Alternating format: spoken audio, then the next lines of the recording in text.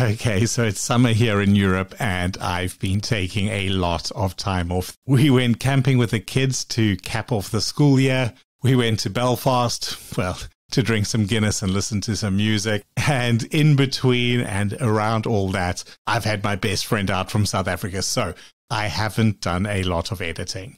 In fact, I've fallen behind. So I don't have a new episode for you today, but I didn't want to leave you empty-handed. So here is an episode of my other podcast, Heightened Senses with an AI. You can find it wherever you're listening to this. It makes a massive difference. Please, please, please do go and find it. And when you're there, give it a 5-star rating. It makes a massive difference to the show. Welcome to Heightened Senses with Christo and myself, Brendan Lagrange. Now, late last year, my good friend Graham Wood organized for us to go and watch the Rugby World Cup in France. He lives in Vancouver, so he did the full 5 weeks on the ground in Europe, but I live outside London now, so I took on more of a hop in and hop out approach. Still, for one glorious week between the first match we played against Scotland in Marseille and the second against Romania in Bordeaux, we spent our time cycling through the countryside of Provence. We visited my ancestral village in Cabrières d'Aigues. We went past the hospital where Vincent van Gogh was institutionalized, had some good olive oil near there. We went through Nostradamus's hometown. Those are actually right next to each other, strangely enough. But we saw some of the prettiest countryside that France has to offer. And we ate some good food and we drank some good wine. Our first stop, in fact, was very wine-based as we went to visit Châteauneuf-du-Pape. And there we did a little tour of a wine estate and we learned a little bit more about how strictly the French winemaking industry governs itself. There's hundreds of years of tradition built into what becomes a Châteauneuf-du-Pape, what becomes a Bordeaux, what becomes any of the names that might jump to mind when you think of fine French wine. And they can charge a premium for that because when we buy it as drinkers, we know it's quality guaranteed. We know how much wine has been cast aside and how carefully farmers have tilled very small fields, relatively speaking, to produce what is in our glass. But fraudsters know that too. Unscrupulous people will take a tanker of cheaply produced Spanish wine, for example, ship it over the border into France, and then bottle it, putting fake labels on, calling it a fine Bordeaux. Now, a good sommelier can probably detect this, but most of us don't have one of those to hand. And we're not talking small losses either. Apparently, these are thousands, even tens of thousands of dollar wines we're talking about at times. Well, beyond what Graham and I spent on anything while we were in France. In fact, probably more than we spent on our whole holiday in France. But enough to make this a genuine problem. And so, when I was looking for use cases of AI to talk about on the show, I kept seeing the same one pop up, pop up, pop up. And that was about this team of neuroscientists headed by Professor Alexandre Pouget from the University of Geneva, who had built an AI model to detect fake wine. I knew I had to learn more. In this digital realm where we reside, with the rhythm of the future amplified, I try. Artificial intelligence take control. Heightened senses expanding our very soul, yeah. Professor Alexandre Pouget, leader of the Laboratory of Cognitive Computational Neuroscience at Geneva University. Welcome to the show. Alex, it's an area of science I know nothing about other than, I guess, every human who experiences the world has some gut feel, some guesses, maybe a little bit of science we know about the brain and what it's doing. But yeah, this is a field most of us haven't explored at much depth. So before we start talking about the work you're doing and how you're using AI to help us experience the world, let's maybe start at the very beginning with a bit of background on who you are and what the work of the lab is, what cognitive computational neuroscience means. As you said, most people don't really know much about neuroscience, which is striking in the 21st century. because everybody knows some basic physics or some basic biology, but most people don't have a clue as to how the brain works, or at least some basic ideas about how the brain works. It's not taught in high school. And it's crazy because it's scientifically possibly the most profound question that we'll have to answer is how does a brain work? So that's what I do in my lab. Most of my colleagues in my department, they collect data from animals, like mostly neural activity, while the animals are performing a variety of tasks, making decisions or recognizing images or do things like this.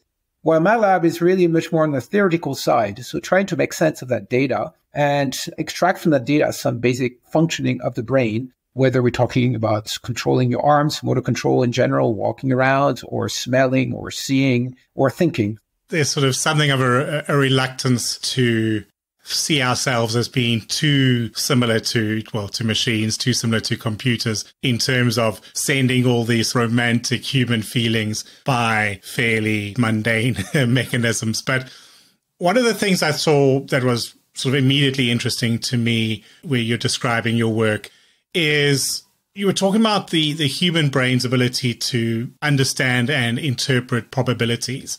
And there's a particular piece I read there that said recent behavioral work in humans and animals has shown that the nervous system handles uncertainty near optimally.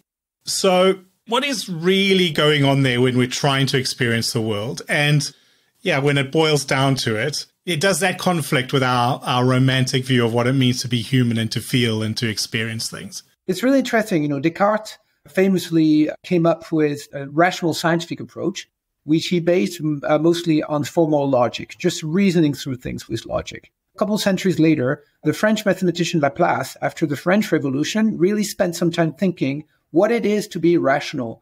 And what he quickly realized is that in most situations, we don't know for sure what's going on.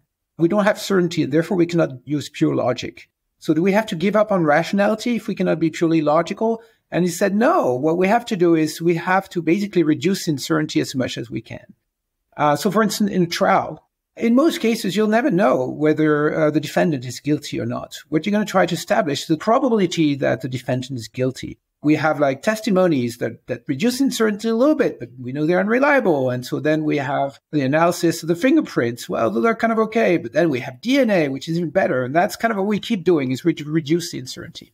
And what Laplace did is to define what are the mathematical ways of reducing the uncertainty in the best possible way, given the partial information to your disposal. But we have to embrace uncertainty. We don't ignore it. So that's kind of the historical context. And that's how we as neuroscientists are thinking about maybe that's what the brain is doing. And so we've studied that now experimentally. Maybe the best example, the one I prefer, is how we process speech. So you're at a party, you're talking to somebody, and there's nobody around. So there's no noise yet. The other guests are not there. When you listen to a person, what you may not realize is your brain actually listens to the sound and at the same time processes the lip movements. So it has two sources of information. But the lip movements are not that reliable. It's much better to just hear what the person is saying. And your brain knows that right away. It knows that one has more uncertainty than the other, and it learns to pay more attention to the one that has less uncertainty, which will be speech. Then the guest arrives. It gets really noisy. Music is being played. Now the sound is really not reliable. The uncertainty of the sound has increased. Maybe to the point that now the lip movements are actually more reliable than the sound. And what the brain does is that it actually switches and now starts paying more attention to the lip movements. So we can quantify all of that. We can take Laplace equations and we can say, what's the best the brain can do? And almost every time we look at this, we realize that humans and animals are close to the optimal combination.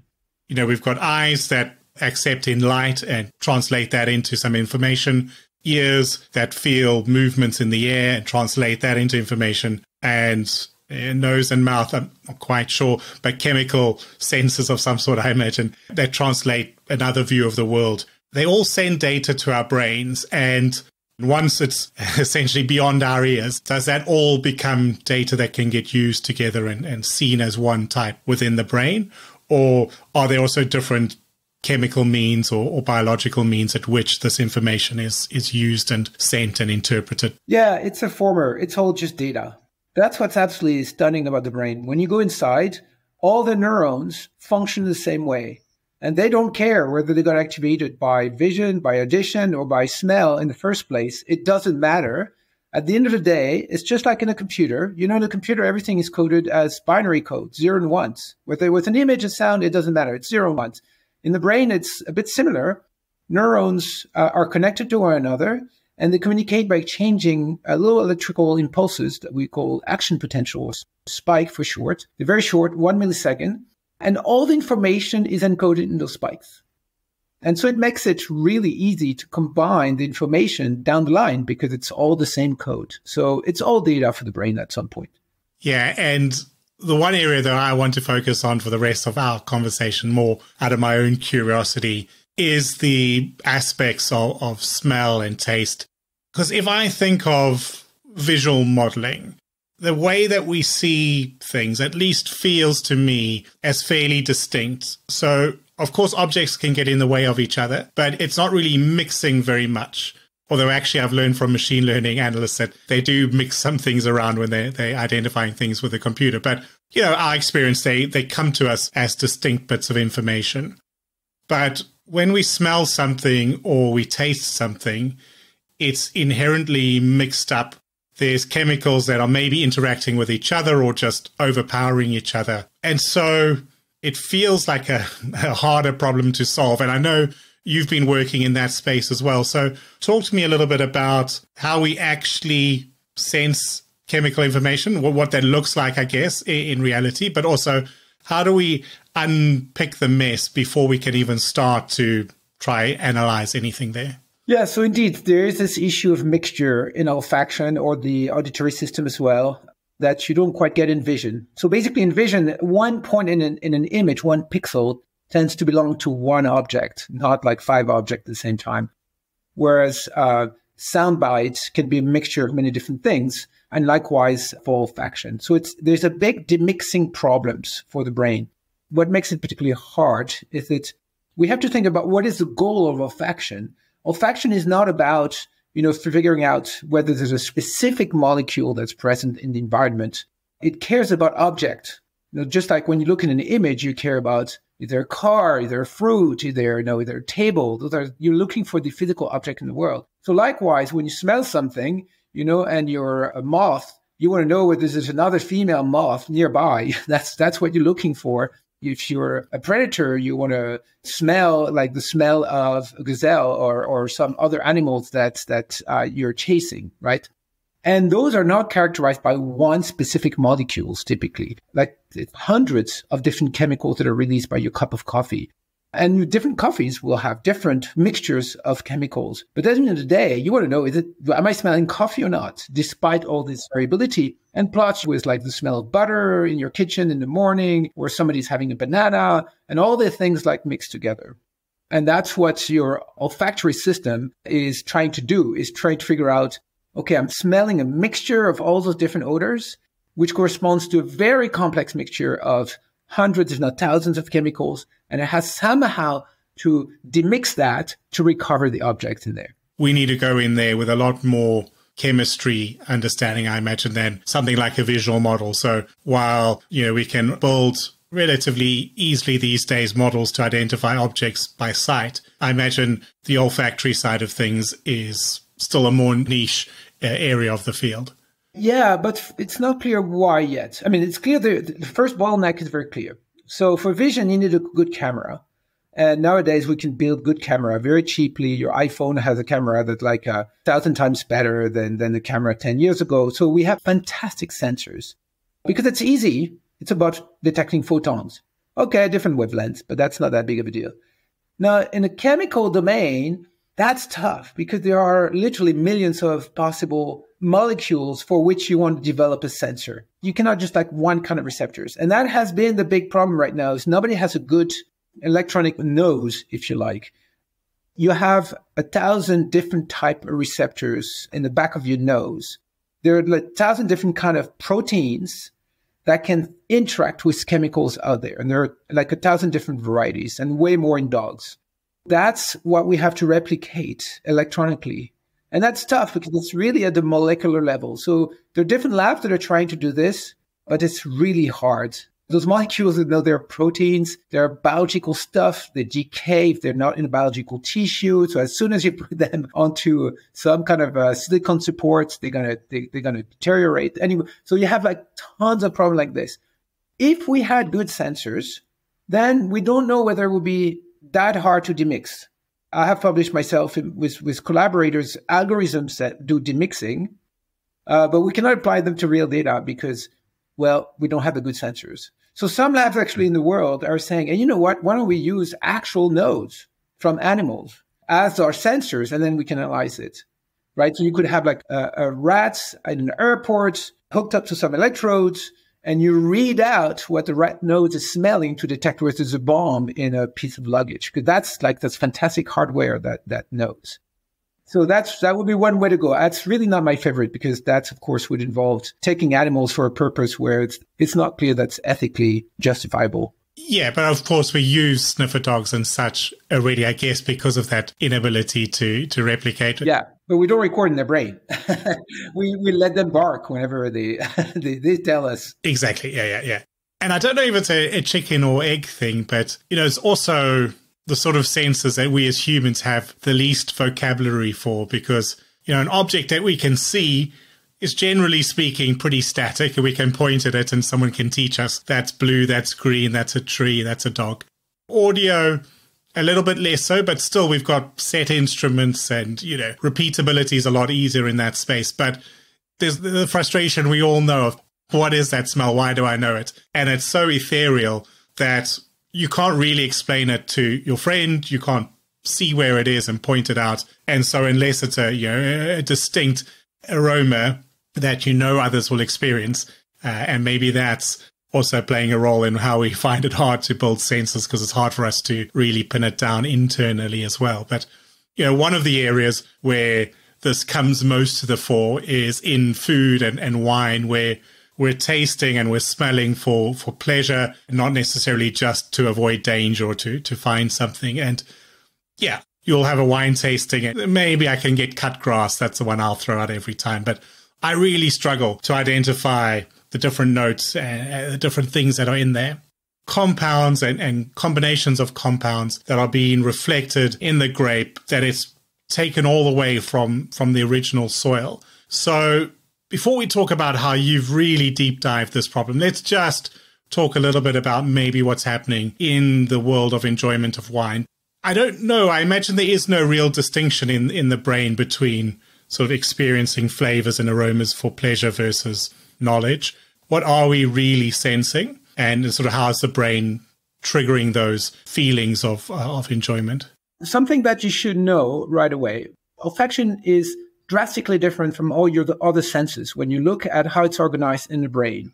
Touch, vision, audition are organized in exactly the same way. You have a sensor, your ear, your eyes, they go through a nucleus below your cortex. It's called the thalamus, and it makes a relay there, and then it goes to the cortex, and then it's processed, and it interacts very quickly with language area. Vision is an input for language when you read. Audition, obviously, is also an input for language. So all those senses are really, they immediately get into, able to name things and thinks about things and reasons about things. And then olfaction is very bizarre. It doesn't go through that thalamic relay I just mentioned. It goes to structures called the olfactory bulb. It's like right behind your nose. And the olfactory bulbs go straight into the brain in a place which is cortex, but it's a cortex that doesn't look like visual cortex. It's a bit different. It's an ancient piece of cortex. It only has 3 layers instead of 6. And we know from looking at other animals that it's because olfaction appeared first. Bacteria can smell molecules. It's the first sense that appear in evolution. And because it appears so early, it has its own way of doing things. Also, once you get into cortex, vision and audition, they take a while before they interact with the part of your brain that's more about emotion or memory. They are heavily processed before they're memorized. Olfaction, straight into memory, straight into the emotional centers. And we know that smells trigger strong emotion very quickly. So that's partly why it's so hard for people to indeed extract specific names for things. I'm so bad at it myself. Or even recognize specific odors. And that's why they need so much training And it's really amazing that we actually see that in the way the brain is wired. Yeah, I didn't realize that. And you're right. It's always that smell that triggers the memory. This is really interesting to hear that it's physical differences as well. Now, I brought up the story of wine with two purposes there. One was to explore that idea, but the other is to get to the very specific topic at hand. And that's that you and your team built an AI model that could detect fraudulent wine. You've obviously got the peak world-famous wine-producing regions in France. Very small areas have very specific regulations and control over the quality of their product, and only the very best can be sold as Bordeaux or whatever the case may be. And you and your team were able to build a model, well, I guess a sensor and model combination that could detect wine that was being sold as Bordeaux, but perhaps had been produced in a cheaper, more inferior place. So talk to me a bit about that project. What was, one, the inspiration and this drive to look at this as a problem? And then how did you actually build this system to detect these variations? People have been wondering for years whether we can find the chemical identity of a specific estate, or as we call them in Bordeaux, chateau. Because there's a lot of people, expert, that would say, oh, this is the essence of Latour. It's amazing. So first of all, I'm not rich enough to have enough Latour to tell you what is the essence of Latour. But at least if I'm going to, pay 1,000 euros for a Chateau Latour, which unfortunately is what it fetches for, I'd like to at least know that indeed I'm experiencing something unique and that I wouldn't be able to get with a cheaper bottle or from another domain nearby. And the reality right now, we're all relying on experts who often works for the chateau. There's a lot of conflict of interest. And I myself always wonder, is that true? You mentioned people also talk about terroir. Is that true that the wine that you make truly reflects the soil you're on, the way it's exposed to the sun and all those things? And I was surprised when I started reading this literature that from a scientific point of view, we didn't have much evidence that this was true. The reason being that most people in the field, what they were looking for is, again, they were looking for a molecule that would be specific to each chateau. And they were getting nowhere. And they were motivated by the success of other cases where, for instance, a Riesling, as they get older, they develop one molecule. It smells like gas. It's awful if you can smell it alone. But in the Riesling, it just gives it its character and is specific to Riesling. So they thought maybe there's something like this happening in Bordeaux. But how could that be? I thought, because, two Bordeaux estates, they usually all use the same blend of certain specific grapes, Cabernet Franc, Cabernet Sauvignon, Merlot. They're not drastically different. It's sedimentary. It's not like one is on granite and the other one is on limestone. So my sense is it has to be more subtle than that. It's more like in the exact distribution of hundreds of molecules that you will find a difference. So that there's patterns of molecular concentration that you might expect are specific to Chateau. Yes, but from one good vintage to another vintage, the wine concentration completely changes. So wouldn't that blur completely the difference between the Chateau? So that's what we're after. And what we found is that indeed, if you look at the chemical kind of a print, like a fingerprint of the Chateau, we found that there are indeed characteristics that are specific to each of the estates, each of the Chateau. That's actually, you find across vintages. On the bad and the good vintage, there's still the signature of that Chateau. And that's what you can, of course, use then to detect whether a wine is genuine or some kind of fraud. Yeah, it's intriguing because, so for my other podcast, I spoke to a guy by the name of Maxime Debeur. He heads up a company called Wine Funding, and they do crowdfunding for wine projects. And I'd invested in one of his projects to help an estate go very organic and to revive some old techniques for making wine. And when I was over in France in September last year with a friend, we were driving through Bordeaux, so we stopped there to pick up some wine. And he makes the same blend, and the one is on white soil, the one's on brown soil. And those are the two flagship wines he produces. And there's such a distinct difference between the two, and they're literally, the same estate. And we're not talking big estates. So it's definitely stuff that happens there. And it's so hard to, I guess, unpick. Well, we spoke about demixing, but to see these signatures of the different makeups that are evident there. Yeah, it's delightful to hear that through all the rain and the weather and the whatever else might change the wine, you can actually see within the wine. And again, the wine is the end product after picking the grapes and crushing them and fermenting them and aging them and putting them in barrels and bottles. And to still see that link to home, I mean, there's some lovely metaphors in there as well, but just from a production point of view, obviously some key learnings and key tools for the future of the wine industry. I'm interested in the mechanics involved. So when you were looking for those chemical compounds, or when you were doing your early research, did you have to build sensors, or are these sort of chemical monitors already a tool of modern winemakers? Are the winemakers already looking for compounds and the emergence of certain things in their wine using these tools, and you were able to put an AI model on top of it to better identify? Or did you even have to go the step beyond and build some new tools?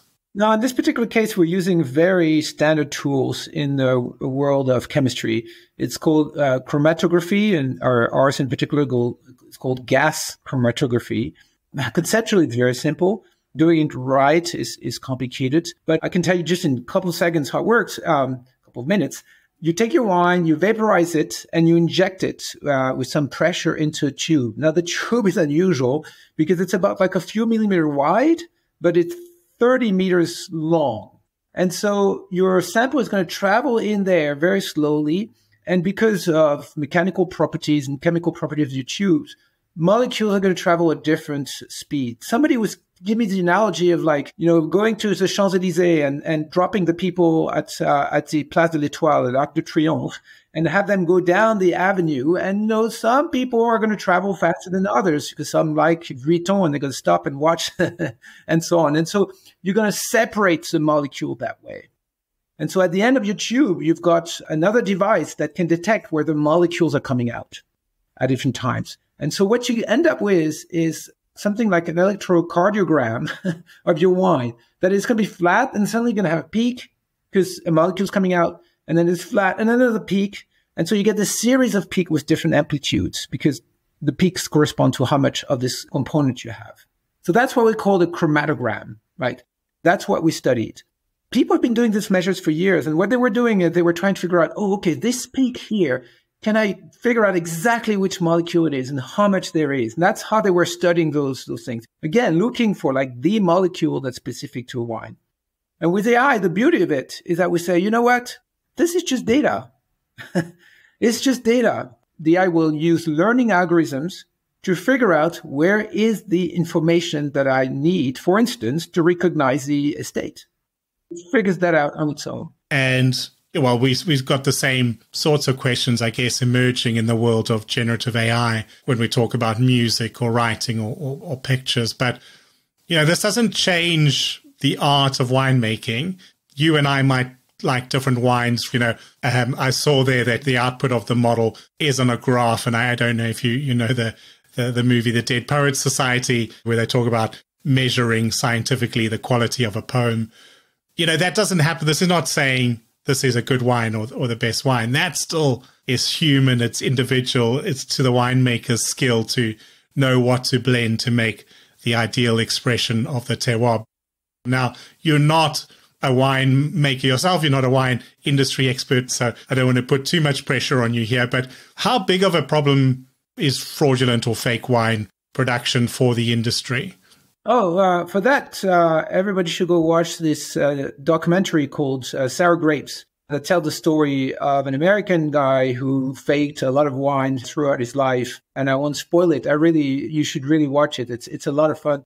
I think it's billions of dollars that are lost to fraud. I mean, people should realize that a bottle of Romanée Conti will set you back about, 15,000 euros on a bad vintage. That's how crazily expensive those things are. So there's definitely, a lot of people who are going to pay a fortune for wine, and they would love to know that they are getting the real stuff. But going back also to what you were saying, I mean, indeed, science is not going to tell me or anybody which wine I like and I don't like, but it can be used not only for fraud detection, but for many other applications, and could definitely be used to help a winemaker to make better wine. Because even though it's a subjective thing, we all agree that there are some basic things you can do to your wine, or not so basics, but there are things you can do to your wine that will make it better for everybody. You can go to in Bordeaux to Pontet-Canet and Smith Olafite, two wines that in a matter of 20 years put a lot of money and people at making better wine, and everybody agreed their wine is way better. It may not be to your liking, but it's better now than it was 15 years ago. I think that will be a consensus.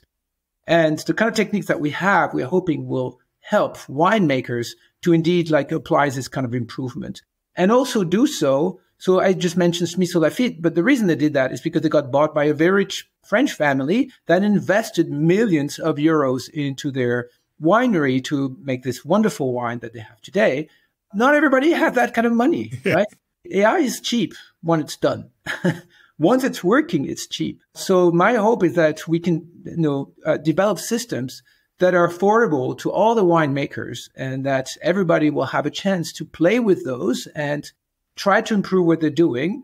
It's not imposing anything. It's just helping them, guiding them into making things better without paying a fortune for the best wine experts from Bordeaux. So that's I think, a promising direction. Yeah, and I guess if we keep it in that sort of food and wine space, people say that the reason baking something is so much harder than cooking is when you're cooking, you can taste as you go and you can notice something's off and you can add a bit more of another ingredient to get it to where you want it to be.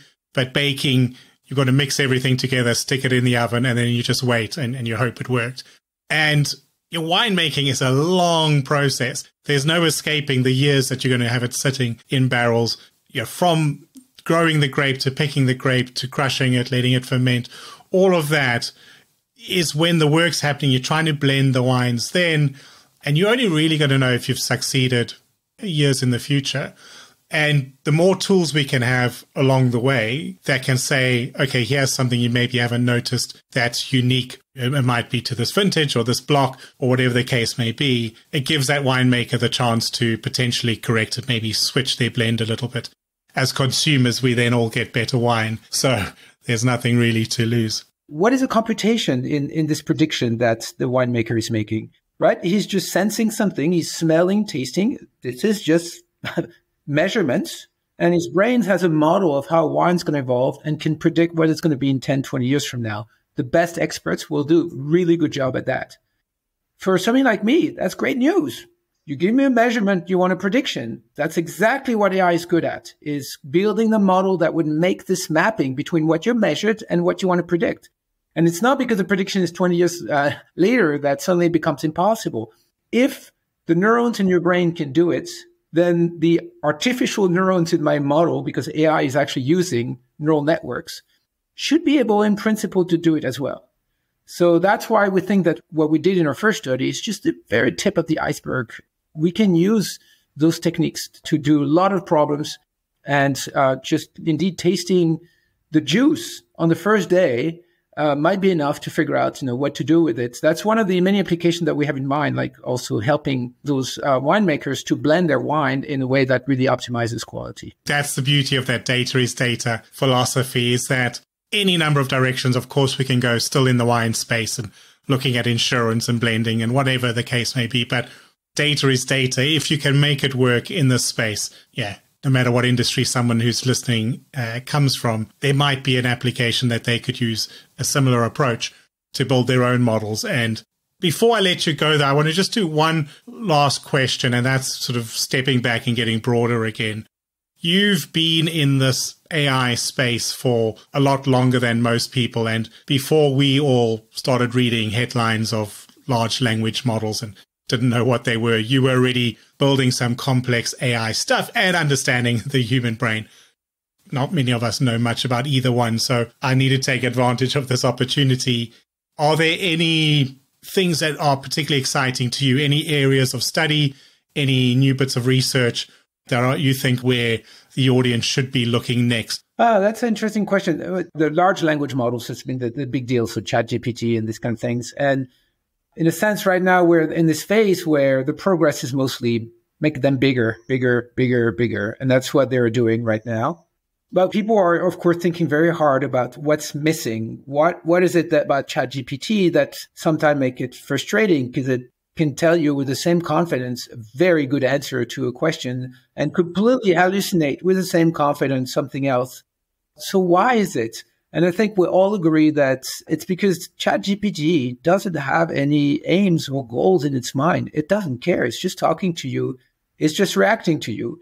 it doesn't have a life on its own in a way, right? It's not trying to do things in general. So among other things, when it hallucinates, it's because it has no incentive to kind of check what it's saying.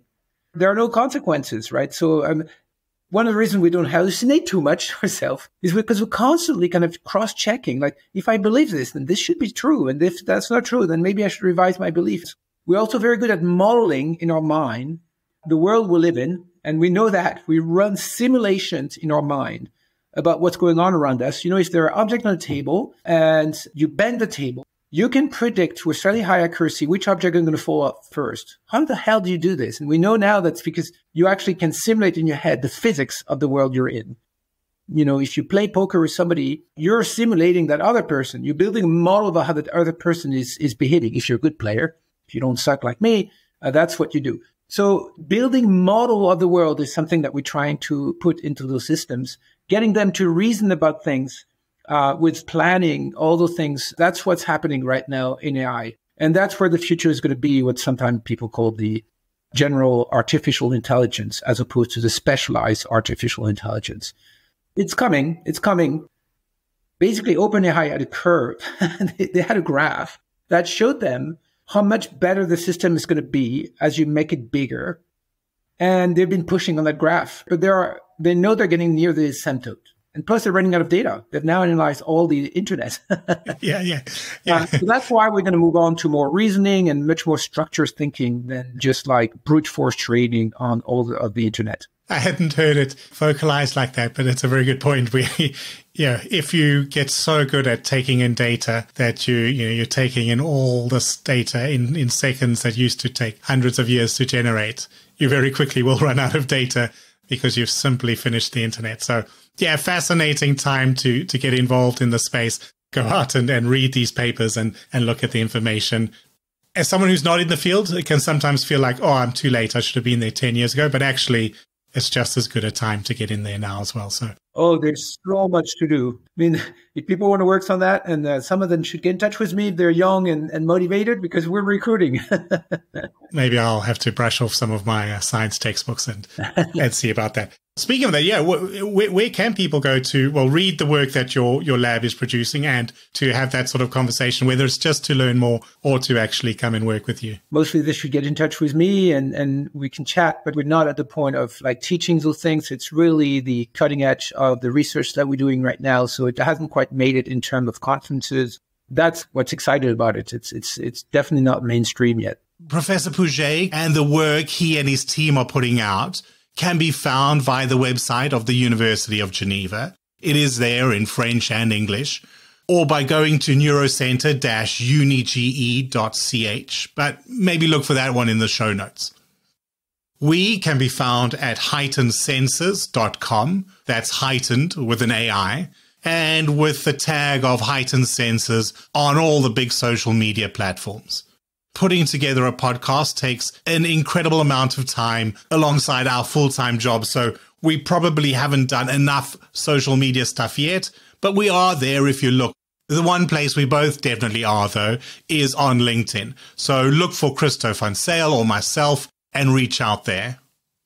Now, Christo and I usually spend a few minutes debriefing after these interviews, but one, Christo couldn't make this one, and two, I just feel like every beat of this interview was a highlight. With every answer, no matter how mundane my questions were, Professor Pouget taught me something. I think this is an episode you just need to listen through end to end. I just love this application of AI. I think there is a little bit of a risk that it takes away some of the artistry. Perhaps what made great wine producers, great musicians, great writers, is that to do it on your own, you need this incredibly rare convergence of multiple rare talents to be a great winemaker. You needed to understand how to grow a grape, the chemical reactions. You need to understand market trends and marketing. You needed to have an artistic vision and great hand-eye coordination to be an artist. And you needed to have an ear for the voice of your generation and be able to play an instrument to be a great musician. And I suppose in some way, the emergence of AI is breaking that down. You can now come in with one great skill and compensate for the others with advanced data analytics. And on the one side, that's great because it means more people can fulfill their potential. But maybe lowering the hurdles does mean it'll be harder to spot those true once-in-a-generation geniuses. We'll see. But for me overall, yeah, just delighted to have had this opportunity to speak to Professor Pouget and get that little bit more understanding of what our brain is doing when it experiences the world. Anyway, we'll be back next Tuesday with another great episode. Please, please, please do follow the show wherever you're listening to it now. And if you would be so kind, leave a rating, maybe even a review. Those things do so much to get the show discovered. And they just make us happy. Out in the vineyards of our small French town, the grapevines whisper slowly, travel down. A story about wine that ain't aged by time. A sommelier made from circuits, not grapevine. Oh, he's got sensors, algorithms divine, telling me this bottle's from 99. But they can't twist, here's where we find non-stated juice dressed as vintage wine. Oh my, oh what a Shiraz. Pour me a glass of the masquerade.